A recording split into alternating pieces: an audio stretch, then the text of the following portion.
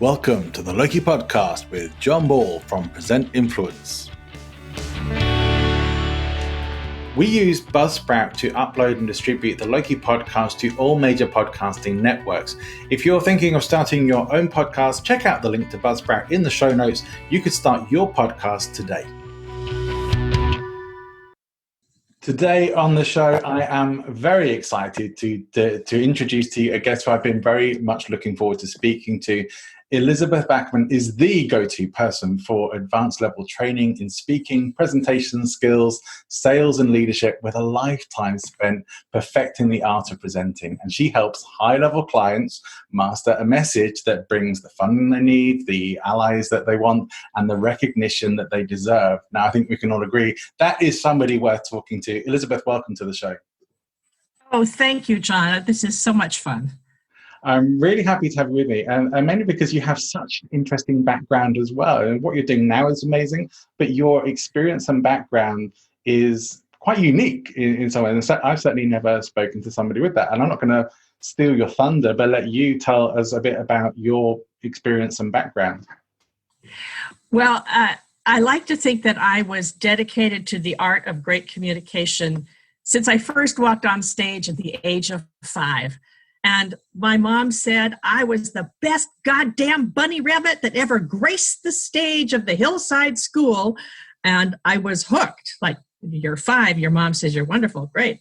So I was going to be a famous actress on Broadway. That was the plan until I went off to college and realized that there were a whole lot of other people who were a lot better than I was. Right. What I was really good at was directing.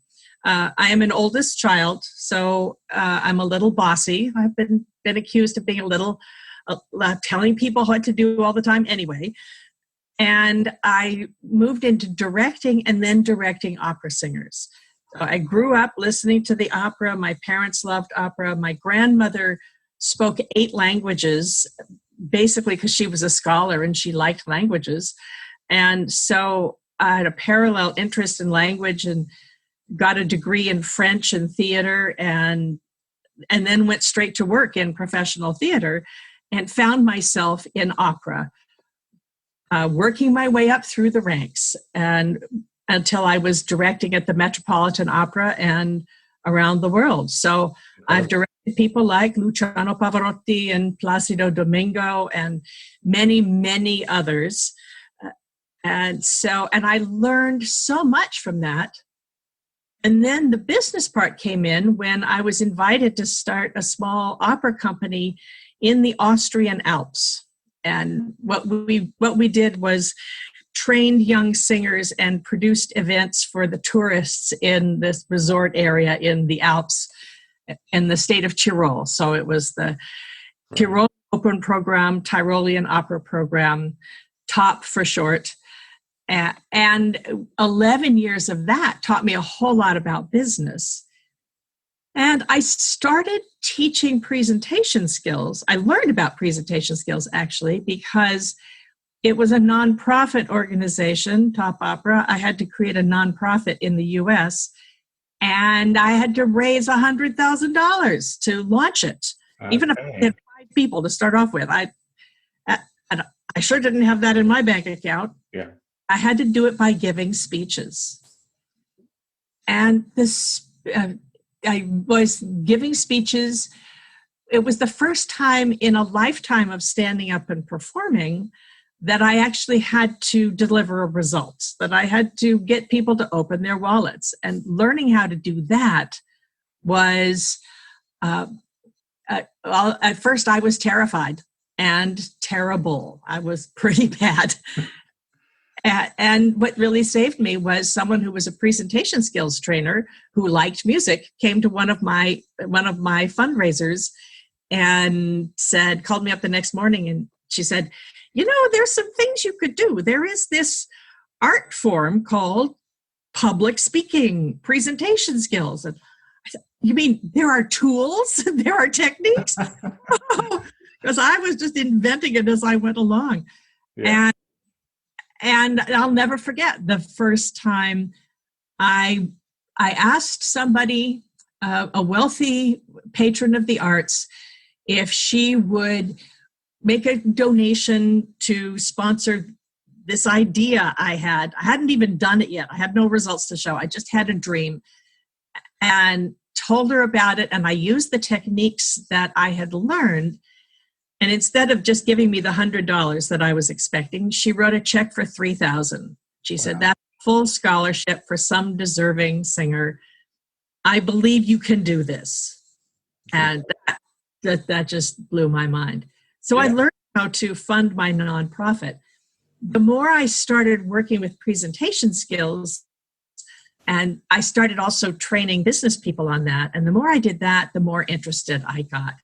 And I now, after 30 years, opera was wonderful, but I'm not doing it anymore. I'm really focusing mostly full-time on business skills and helping presenters, whether within a company or whether you're speaking to promote your company or to make a sale, or if you're trying to sell an idea inside a meeting and inspire your team. All aspects of presentation skills. Yeah. And I know that you are a presentation skills trainer as well. So I know when our first conversation, we got to geek out a little bit about the techniques you can use. Oh, there's so much. That's an endless conversation, that one. But yeah, but you got. Listening to your story there, and there's some things that we didn't have time to chat about before when we spoke about putting an episode together. But I'm really interested that you started your public speaking, I guess, without any training.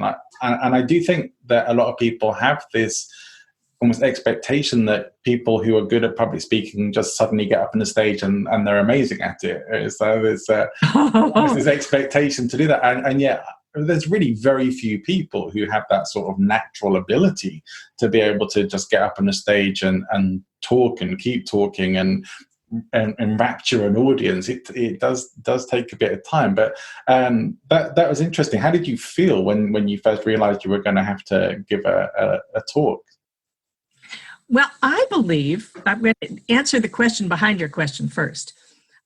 I believe that anybody can learn to be a great public speaker, a great presenter, if you will. It just takes practice. The thing is that the people you see who just get up and they do it, it looks as if they're spontaneous at a party or whatever. They look like they've done it. What we don't see is the hours and hours of practice they've put in at home in their bedroom trying to practice it. And entertainment skills or skills to be noticed, to be recognized, many people learn that in childhood. Sometimes it's a survival trait. So sometimes in order to survive at school, you're the funny kid. And so I do believe it is learned behavior.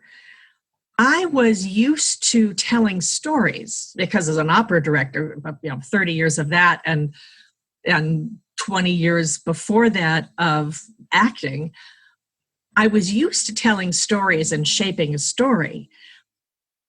So making a speech for which you need to get a result is a matter of shaping what you're going to say so that you use actual stories, but also the whole thing is a story. And it's one of the things I learned from all those years in the opera is that there's the arc of the story, the arc of the experience, and how you do that. So the cool part about presentation skills is it's a learnable skill. It's like anything else, you just have to learn how to do it. And I don't know, I do remember how terrified I was when I was first learning how to drive. And the old retired police sergeant who taught me, my parents figured out pretty fast that it was not a good idea for them to try to teach me to drive. And so there was a retired sergeant in the police, and he would sit with me and help me. And how hard it was to learn all those things that you have to know as a driver And then it becomes automatic. Right. And it's the same sort of thing with any skill. The more you study it, the more you work on it, the more it becomes automatic. Yeah. I think that there is this assumption. I've talked about it a few times on some episodes, but there is an assumption that you're supposed to have some natural ability at it, or that you need to have a natural ability to be any good at it. And you're absolutely right. You don't. It is something that you can get better at. But I do think there is for some people maybe something that sometimes stops them from doing that. Not just fear, but maybe just sometimes I would maybe put it as an unwillingness to completely just let go and have at it, and throw themselves into a greater deal of flexibility. And maybe that's a bit further along in the conversation than we're done. But it's something I tend to see because I spend a lot of time evaluating speakers and seeing what makes the difference between someone who is good and someone who just has the potential to be good. What do you think? Yeah, it does take practice. After all, nobody plays Hamlet the first time they pick up the script. You've got to practice it. Another thing that people forget is that speaking is a physical act. You do actually have to train your lips and tongue to pronounce the words. You can imagine how long it took me to be able to say international opera director and presentation skills trainer. Right. I really had to practice to say that and let it flow off my tongue. But I've now said it so many times that I've done that. So it is a skill that takes practice. And in my book, the people that I work with are speaking not to just get up and speak. They're speaking to move people to take action. Therefore, it's a tool. And it's just like learning any tool. You've got to master it. You've got to learn how to do it. What breaks my heart is to see people who go out and they do kind of a half-baked job. They're just sort of it's okay. If okay is good enough, I'll just get out there and do it. I find the difference is what's at stake.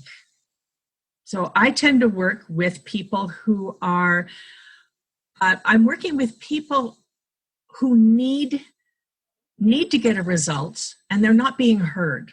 Often with women in male-dominated industries. An opera director, I was one of the early women. I wasn't the first wave of the ones who were saying, oh, how weird, there's a woman directing. Fortunately, I wasn't that, but I was in the second wave of women who still had to prove themselves.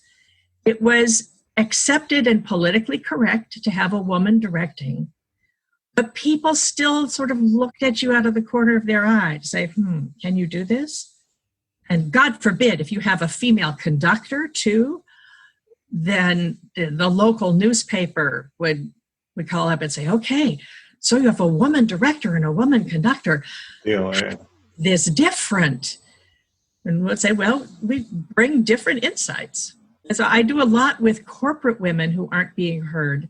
Women, usually high-level senior directors and so forth, who are bumping into the glass ceiling of not being able to get to vice president.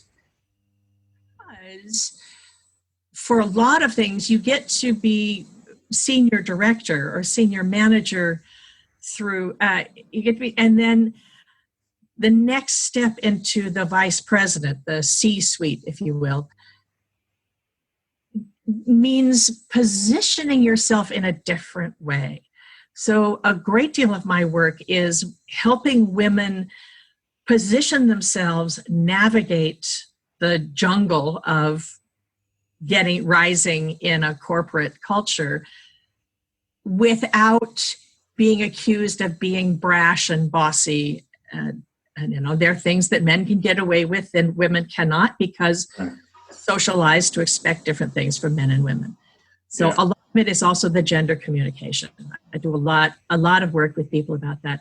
And one of the reasons why I do that is because I have made all the mistakes myself. It's like I pretty much made all those mistakes and fallen on my face over and over, and people helped me. And so a lot of that is passing that on. Yeah, that's super important, and it's great to see. I see more and more that there's more women coming up in positions where I'm just happy to see them and leading in ways that are new and innovative, and really getting some amazing results as well. And I for one, I'm happy to see it, and I know that there could be many reasons why people maybe hold themselves back, and we're all maybe too willing to put people into a box as soon as we can, and we like to categorize people very quickly, and so then we assign attributes to them, and like, well, if you're this kind of person, or if you're this, should I be paying you attention or not? No matter how progressive you might intend to be, we can't ever fully escape the conditioning, not just from family, but from media and society in general that we've grown up with. It's still hanging around there in our psyches, and there's still work to be done. But I do think things are getting better and better, and there are more young women and young people growing up without those kinds of attitudes and experiences, thankfully. Well, you must see this because you're a Brit living in Spain and yeah. American going back and forth between the US and Austria. So I'm in every 3 months of, not during a pandemic, but normally I spend half the year in my home in Austria where we did we have a home there, which is why I was invited to do an opera company there, but in the state of Tyrol. And just watching the way that people communicate and the assumptions that people make hopefully makes us notice those assumptions about ourselves. The other thing that I find is really interesting, being a word nut and loving words, is how different languages teach us different things.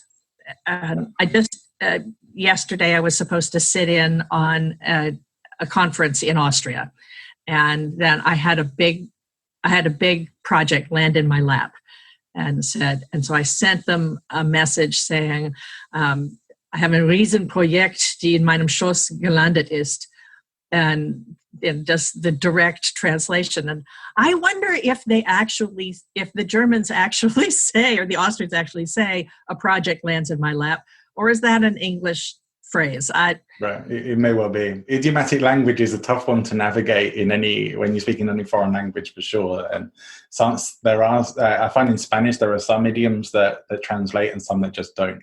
And I have that experience in conversation with my husband sometimes. So sometimes he has to ask me what an expression means, or what it is I'm saying, because I don't always realize that what I'm saying is idiomatic.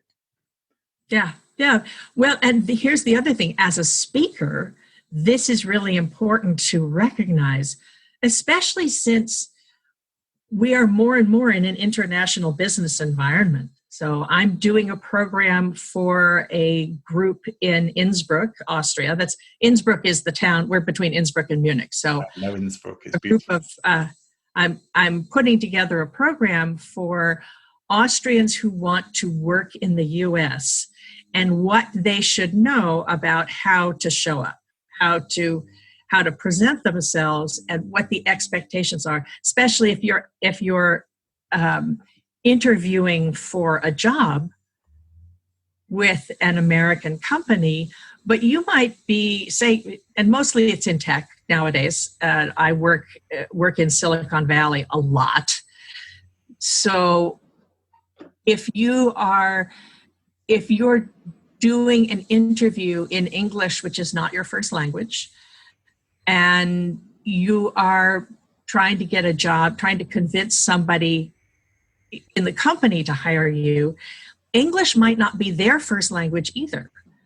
Or the person who's doing the hiring isn't necessarily an American. It might be, or their parents might have come in from India, or they might be Korean, or they might be Spanish or German or Mexican. And it's such an international world these days that I go back to speaking being a physical act, and your lips and tongue, you have to train them. You also have to train yourself to be clear, to choose your phrases. Right.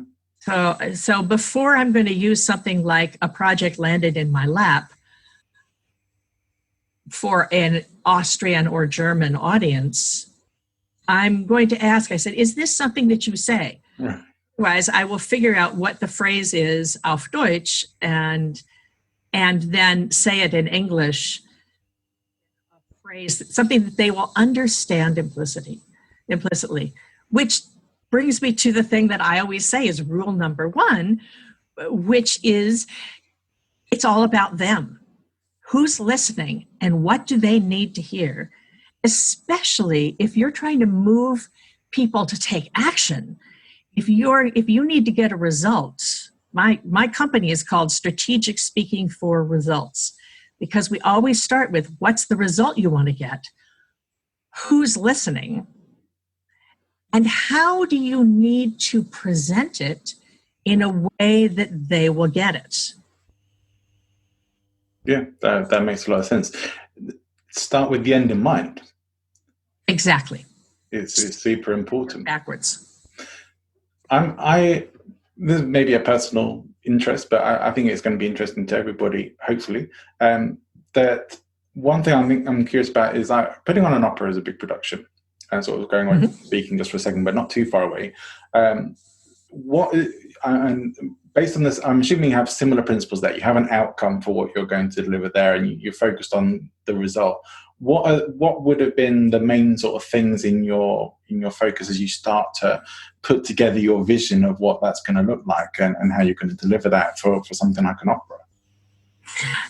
It's different for everybody. As the director, my job is to figure out what's the approach to the story.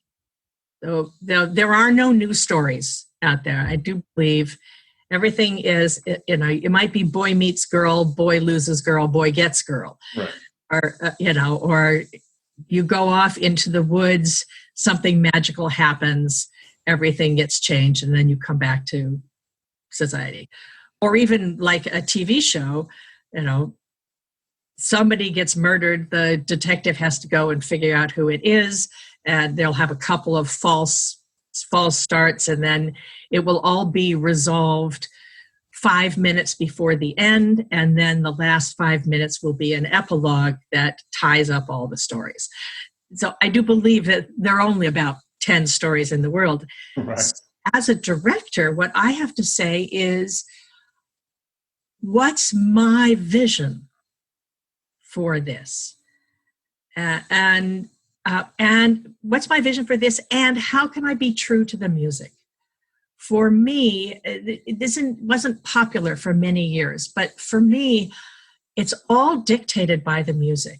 And so if the composer has given us a great wrenching chord somewhere, there has to be a reason for it. Why does that happen?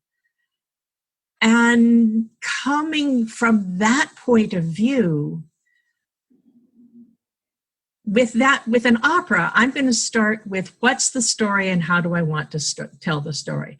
I will also, however, keep in mind where I'm going to be. Who's the audience and where are they from? So that I know if my take on this story will play well there. There's a famous story of the Metropolitan Opera that was doing a new production of, I don't know, I think it was Tosca or something else. And the set designer came up with fascist, Naziist, the picture of the buildings were just what the Nazis did in World War II. Well, it was playing in New York City, which is full of people whose parents and grandparents escaped, were Jews who escaped from the Holocaust. And they had to say, you cannot, we will not build this because our audience will not come to something that brings up those horrible memories. It's the sort of thing that you have to think of what's going to make sense. Some things are universal. And I don't even remember where we started on this. I get all passionate about it. But, like the vision and how you bring love. Actually, it's also starting at the end. There are moments where you know this moment is going to happen. So how do I work backwards to set it up so that it is the logical thing to happen, musically and dramatically?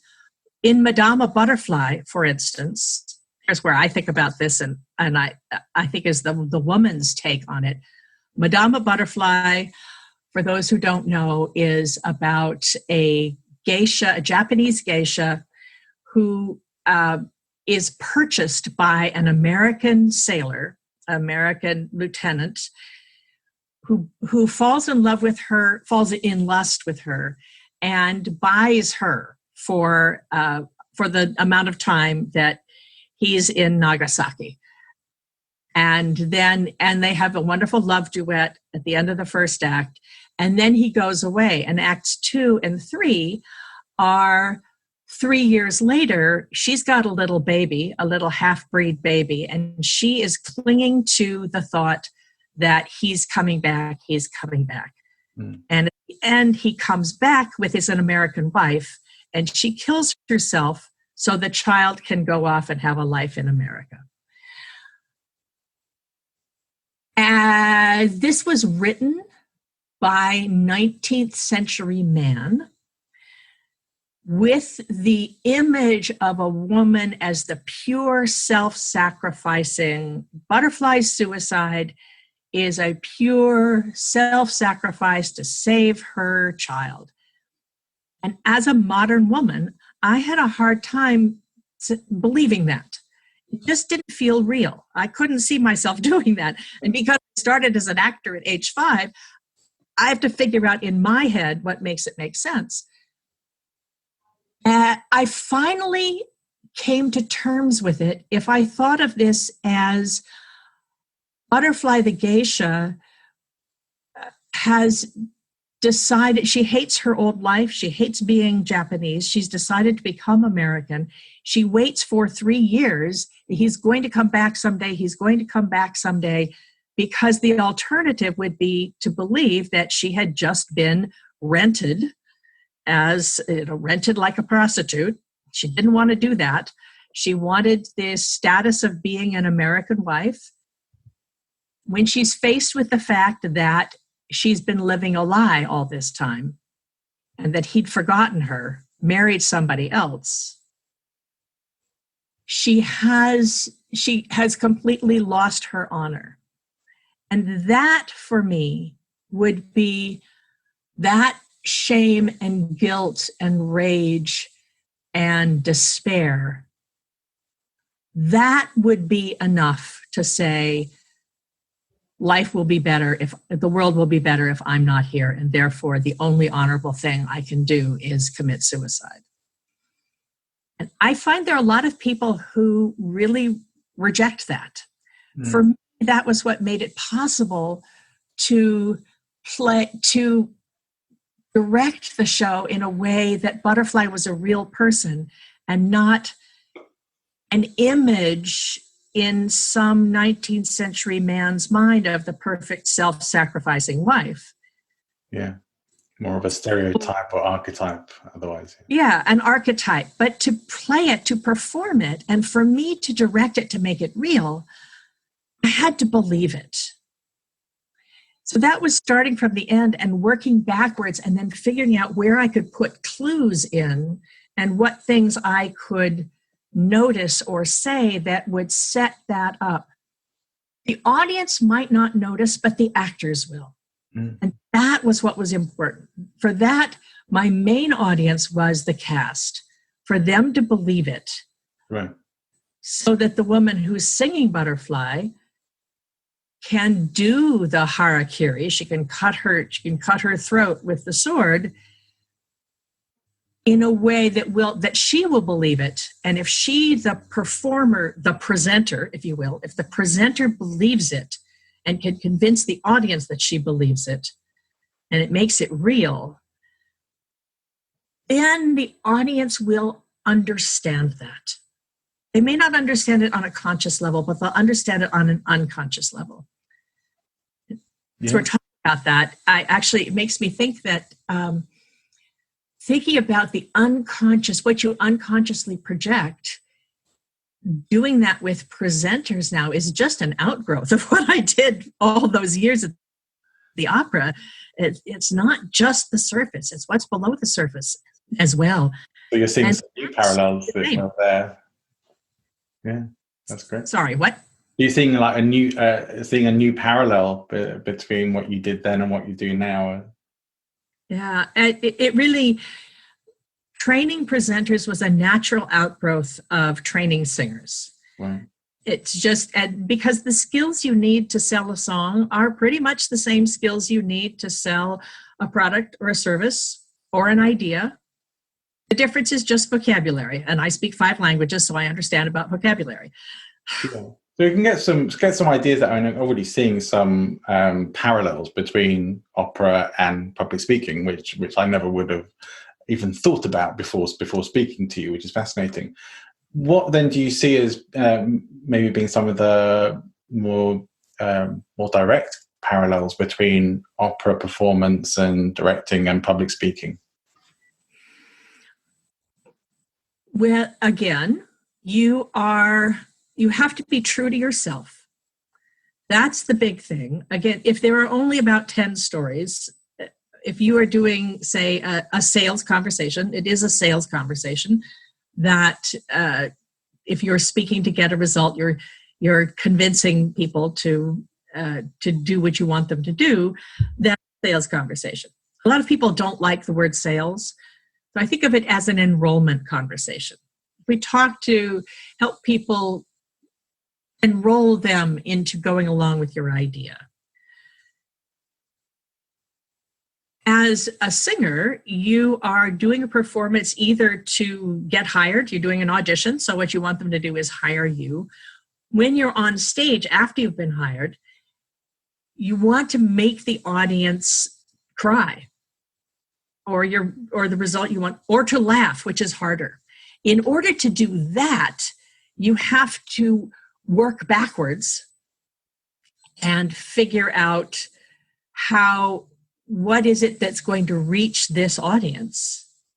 The thing that's so enormously helpful in opera is that you've got the story, you've got the words, you've got the music, and anybody who's ever watched a movie or a TV commercial understands the power of music to move our emotions. As a speaker, you usually have to come up with your own script, your own text. I like to break it down into strategy, script, and style. And those are the 3 things that the 3 buckets that everything falls into. And it all melds together. It all works together. But the strategy is who's your audience, who's listening, what do you want them to do, and how do you need to present it in a way that will make them react. The script are the words you use. And that's where trainers like you and I get in terms of how you say something. What's the language that you use? And the various enhancements. If you have your basic message, and then you can spice it up so that you're at a conference and you're saying, hire my company. You could just get out there and say, hire my company because we do a good job. Or you could go out and you could use enhancements like embedding an idea, asking questions, ways of phrasing it, the melody of your message, the way you say it, your pace, your tempo. I learned I use a lot of my musical training in terms of helping people the way they use their voice, or even just enunciating. Those are, I have a list of 17 keys that I use to enhance a script. And I think of it as the basic message is, say you have an Italian restaurant, and you could just boil up some spaghetti and dump a can of tomatoes on it and serve it. And it would be edible, but it would be boring, and it's not going to have people beat a path to your door. In order to have them beat a path to your door, you have to add spices and different flavors, and the way you present it on the plate. That is a metaphor for being a good speaker, is the enhancements, the speaker keys that I use to enhance a script, to help a client enhance a script, are like the basil and the oregano and maybe the pepperoncini that are going to flavor a pasta sauce so that your Italian restaurant has people beating a path to the door. Great. What would be then the similarities of coaching and advising and directing an opera singer or to doing that with a person who you're teaching or helping to present them? What would be maybe some of the similarities or even some of the differences there? It's very similar. It's just different vocabulary. So for me, speaking is an art form.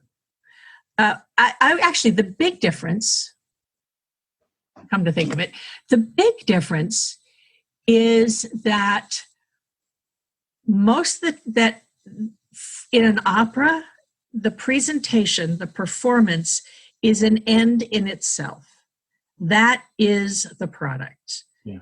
And so you spend a lot of time, you spend years practicing, training your tool, training your body, training your voice, training your skill, honing your skills. And then everybody gets together and they put together a great project, and you perform it, and then it's done. It's like that plate of spaghetti. You eat it and it's gone. So hopefully everyone's had a wonderful time, and then it's done. For the speaking that I do, and the speaking that I train people do, it's using presentations, using your speech as a way of gaining visibility. So it's actually a marketing tool, marketing and branding. For the women who are hitting a glass ceiling, I help them make presentations within their company, but I also help them come up with ideas, putting their ideas into speeches that can become an article on LinkedIn. It can be your speech on a webinar, be what you talk about if you're being interviewed, all those things. The good thing is you put it together once, and then you can use it over and over and over again. But the end result is to be visible, so that people who overlooked you before or took you for granted before will go, oh, wow, look at her. I didn't realize that she knew all this stuff. Sometimes it's just, my client, Pamina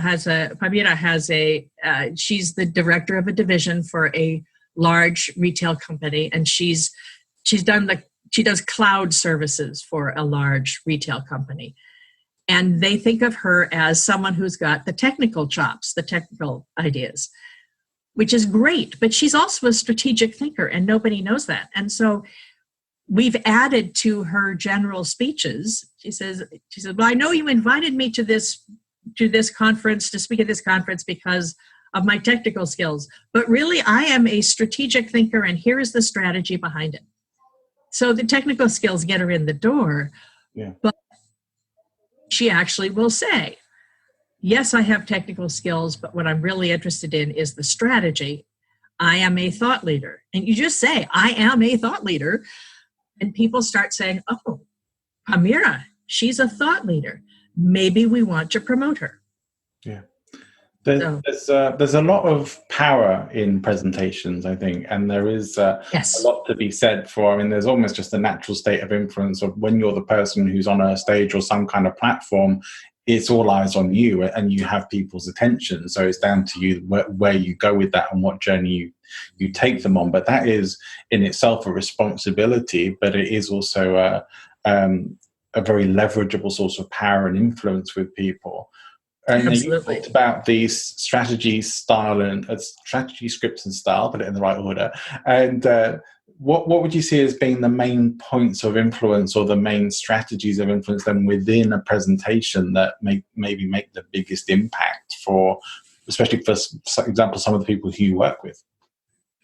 Well, then how you do it is the style part. You have to figure out what you're saying and who you're saying it to. That's strategy and script. And then how you present it is the charisma of it. And how do you talk about it in a way that's interesting? If you think of it, the more charismatic you are, or funny, or interesting, the more people will pay attention. And they will pay attention on an emotional level. So that's why I talk about the melody of your message being part of the style training. When I work with people, they're usually strong in, most people have all three skills. It's just, where are you stronger? So some of the people I talk with, they're brilliant at writing the script, but not so great at speaking it. Or they know a whole lot about something complicated, but when they talk about it, they go off on tangents, or they go down into the weeds about the fascinating details of soil microbiology, and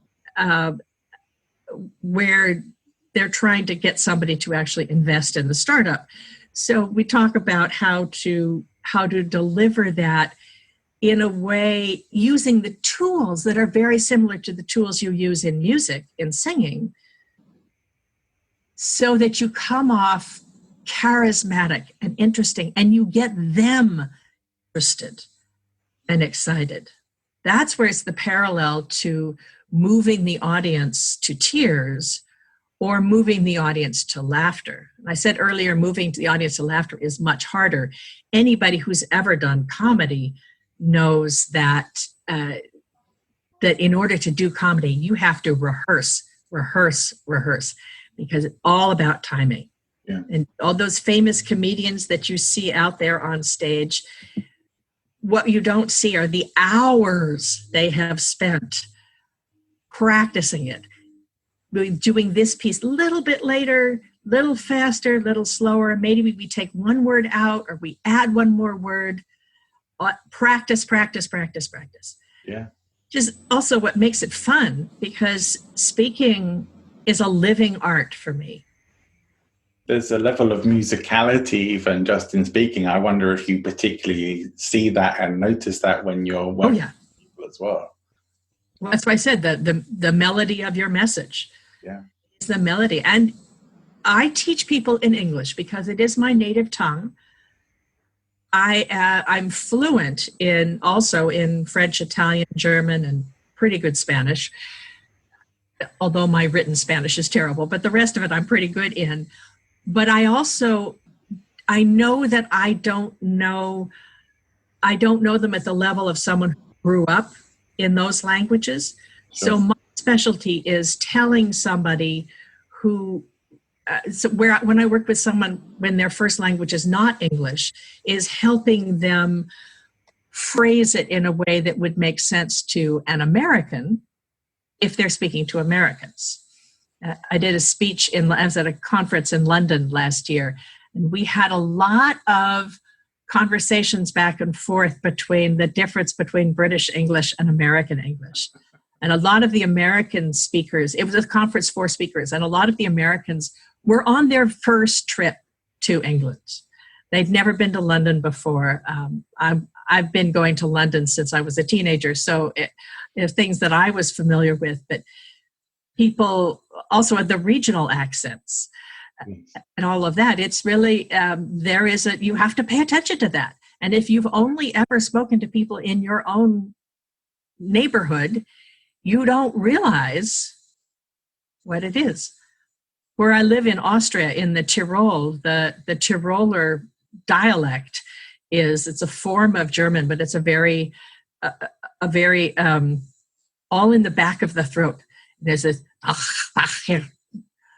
friend of mine says the Tirolerisch it's not really a language. It's a disease of the throat because it's all back in the back of the throat. So when I'm working with Tyroleans to help them speak, I have to help them move the voice into the front to speak in the front of their mouth, which is something you would never notice you would never notice if it's your native language. Yeah. I'm having flashbacks to my school orchestra trip when I was 16. We did a concert tour of the Tyrol and in Austria. It was a beautiful place, wonderful, but a long time ago.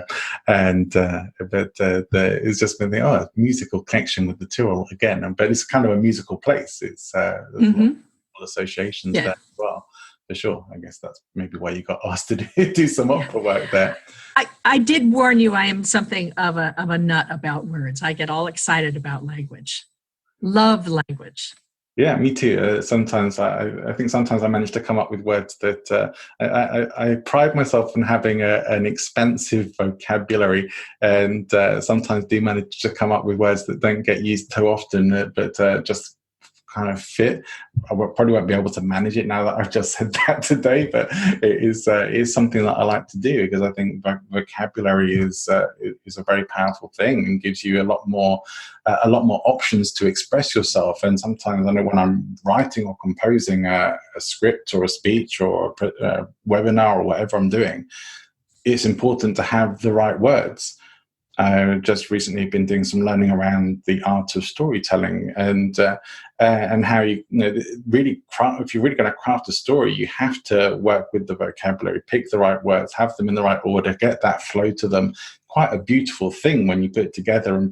But when you hear it, it sounds wonderful, but you would have no idea from the outside how much work has gone into that. And as we were talking before about the practice, but I mean, there's so much crafting that can go into this. And the craft is the fun part.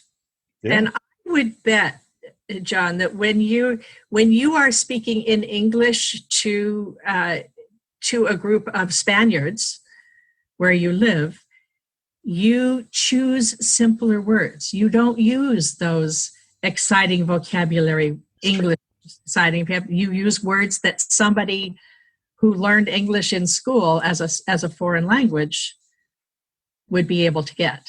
Yeah.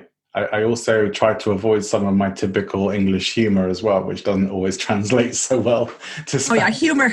Yeah, that's a whole different, humor in other languages is a whole other thing, yes. I love to hear people's stories, Elizabeth, and I'm betting you've got some pretty good stories, especially from your days in the opera. Are there any that come to mind that you could share with us?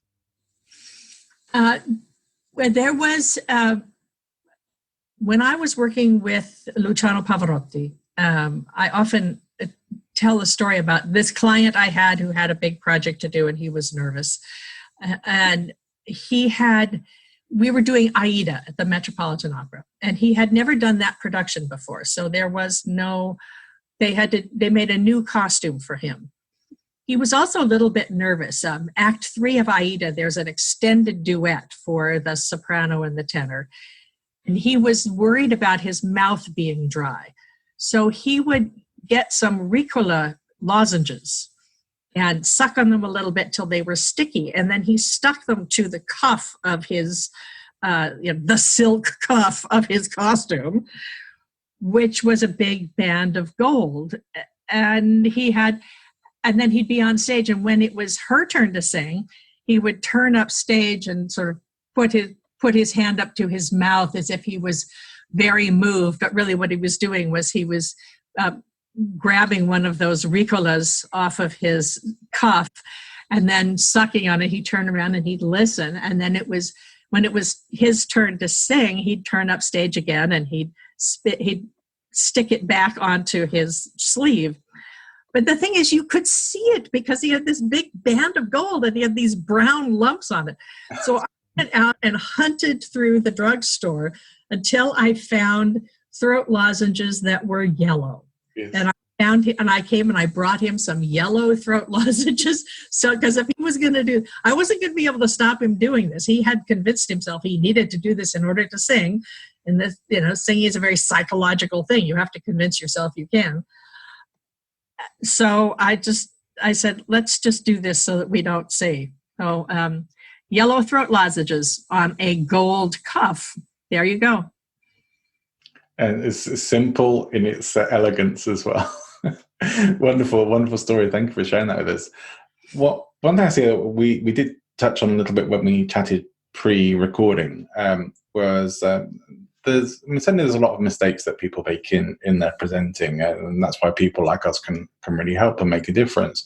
But also sometimes you can start off down the path of becoming a speaker or a presenter or whatever you want to do, and just a lot of people always have this idea of if you build it, they will come. Like if you're doing it, you'll get the audiences or you'll get the bookings, and it doesn't always go that way. What do you think are the main reasons? I think you have some pretty good insights as to why that is for some people. Where it goes back to rule number 1, it's all about them. So it goes back to what happens is that we see speakers who are excited about something. And because they're excited, they're assuming everyone else is going to be excited. And so they want to get out there and they want to talk about the glories of soil microbiology, for instance. I have a scientist client who has a fabulous startup about soil microbiology, and she can go off on long tangents about the science. The thing is that I listened to her because I liked her and I wanted to know what it was, but what she needed to do is she needed to present this idea to investors who were money people. They weren't biologists. So so her first few speeches were all about how cool the science was, and the investors were bored and started checking their emails on their phones, and she didn't raise any money. So she didn't get the result she wanted. And that's when she came and hired me. And she said, I don't know how I'm going to pay you, but what's my first investment? I'm going to give you a chunk of it. Was what we finally did. She was a friend as well, so I was helping her out. And we figured out how to do just enough of the science that they would understand, that the investors would understand why this was important, but not so much that she buried them in details. And the thing is, I feel is if you have a message, if you want to get out there and tell your story and do something that's wonderful, if you don't care, if you're just out there to tell your story, then great. Tell your story. Write a book. If we just want to entertain, wonderful. Go book yourself at an open mic somewhere. Do things like that. I've got comedian friends who do that. The part that I help people with is when you are speaking to get people to open their wallets, basically, to move them to take action, or within a company to speaking to upper management to get them to approve what your team wants to do, things like that. You have to take it into account who's listening, and that is the craft of it. That's what we're talking about this whole time, is the craft. Yeah. Do you think the skills and knowledge that you have now, would they have been a gift to you when you started your opera career, do you think? I had to learn them in order to raise the money to do it. I actually thought, I could put this together and we'll just do it next year. And no, it actually took me 2 years to raise the money, because I had to learn how to be a business owner from having been an independent contractor. I'd been working on my own for many years, but I'd been a working artist. Right. I had to turn myself into a business owner, a producer, American style producer, if you will, someone who puts the show together and runs it like a business. And that's really where I applied the bits of business that I learned. And one of the things I learned was that even as a nonprofit, we didn't qualify for any grants. And that's another thing, is I learned that I couldn't go and make a pitch to a foundation or a donor if they didn't care about helping young singers do opera. You know, people will pay for what they're interested in. And so I had to learn how to give a speech that inspired an audience enough to say, here's a possibility. You can invest in helping a young person with their dream. And we'd love to have you come visit, but almost nobody ever did, because that's the other thing, was that I was raising money in America for something where the results were all in Austria. We did the program in Austria, and only 3 or 4 of our donors ever actually came and saw it happen. Yeah, so I had to learn how to give them a taste of what it was about. Yeah. So had I known that before, I would have probably studied it before, and I would have probably started an opera company earlier. But I learned it when I needed it. It was the time that was when true for most people, right? I mean, I say I came to public speaking pretty late in my life, really, and like maybe I wish I'd discovered it when I was younger, because I didn't really know what I wanted to do. Much like yourself, I wanted to go into acting, but I kind of made the decision that I would have had to spend a lot of time being poor and out of work that I wasn't prepared to do, and I also wasn't convinced I was handsome enough or talented enough to make it in acting. But public speaking and presentation work is my outlet, is my performance. Exactly. And to be honest, you know, it's a level of performance that I love, because it has the flexibility, and I get to perform in my own terms as well as myself, which at first was terrifying, and then just becomes I'm not sure I could do it any other way now. Almost, absolutely. This is really wonderful stuff, and I really thank you for what you shared with us today, and some your stories and your insights. And I definitely want to respect your time. I see we've already been going for a while, and so I don't want to keep you too much longer. However, I do still have a question for you that I'm pretty sure some people are going to want to know more about you, especially perhaps women who are hearing your message and thinking, yeah, that's me. I could really do with speaking to somebody like Elizabeth. How should they go about that, and what kind of things would you be able to offer for them? The easiest thing to do is I have a free assessment. It's a 4-minute quiz that you can just take just to see where your presentation skills are strong and where you might need a little support. And you can find that at speakforresultsquiz.com. That's www.speakforresultsquiz.com.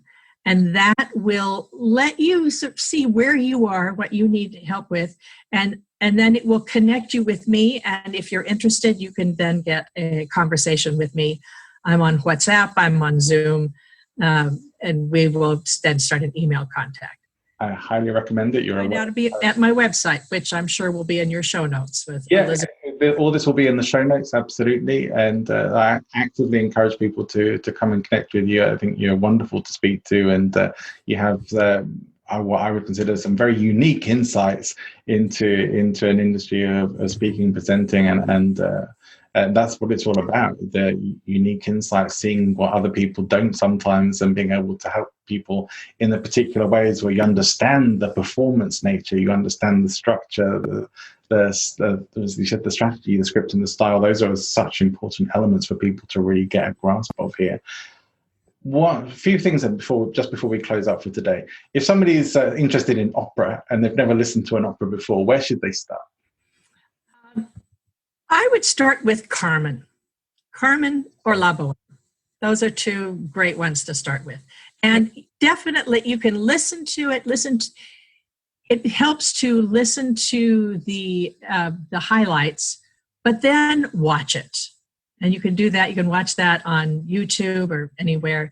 If you have an opera company near you, once we start doing live opera again, go live, because there is nothing like the experience of hearing it live, and those singers who are on stage with no microphones making that incredible sound. It's just storytelling with music. Yeah, and the ones I've seen are visually stunning as well. It's a real feast for the senses.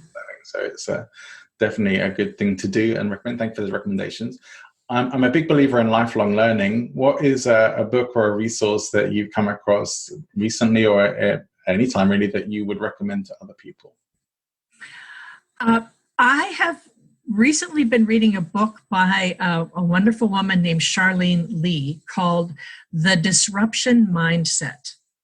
And I have a podcast called Speakers Who Get Results. Don is a guest on this podcast, but also Charlene Lee is a guest on this podcast about the disruption mindset. And it is a business book, but it's a book about how to deal with the fact that things change. And we're recording this during the middle of the shutdown from the COVID-19 pandemic. So as we record this, things are changing around us. And I find that the wisdom that she offers has a great deal, is very helpful, and is a very, very thought-provoking book. Wonderful. Thank you for the recommendation. As we come to a close then, any final thoughts that you would like to leave people with today?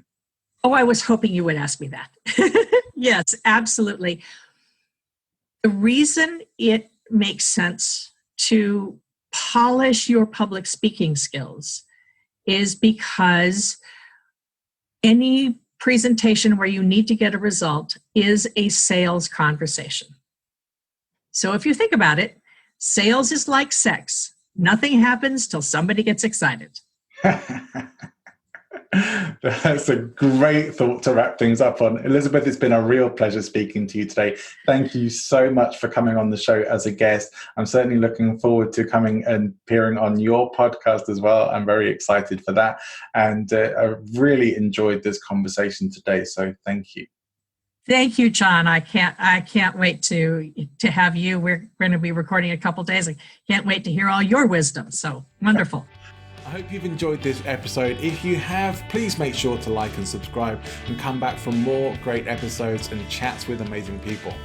If you think you'd be a good guest for the podcast, or you know someone who would, or you think I'd be a good guest for your podcast, please feel free to get in touch. You can email me, john@presentinfluence.com.